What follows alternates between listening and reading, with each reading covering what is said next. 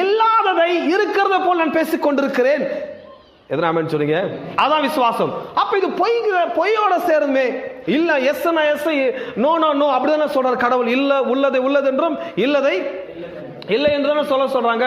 அப்ப நீங்க அப்படியே வேதத்துக்கு ஆப்போசிட் அளவா நீங்க சொல்றீங்க அப்படின்னா, கடவுள் சொன்னாரு உள்ளதை உள்ளதென்றும் இல்லதை இல்லை என்றும் சொல்லுங்கள். ஏதோ உள்ளது, பாக்கெட்ல பணம் இல்லைன்னா என் பாக்கெட் இல்ல, பிசிக்கலா இப்போ இந்தியன் கரன்சி என்கிட்ட இல்ல, பட் ஸ்பிரிச்சுவலா கடவுள் வசனம் சொல்லுகிறது, அவர் உன் களஞ்சியங்களை பூரணமா நிரப்புவார், உன் ஆலைகள் திராட்சரசம் புரண்டு ஓடும். இந்த பிசிக்கல் ஸ்டாண்டர்டா இல்ல ஸ்பிரிச்சுவல் ஸ்டாண்டர்டா?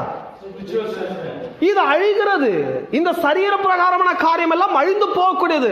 ஆகவேதான் உங்கள் கண்கள் சரீரத்து மேல் நோக்கமாயிராமல் உங்கள் கண்கள் வேத வசனத்து மேல் நோக்கமாயிருக்கட்டும். ஏனென்றால் இந்த சரீரத்தை காண்கிறவைகள் அனித்தியமானவைகள், காணப்படாத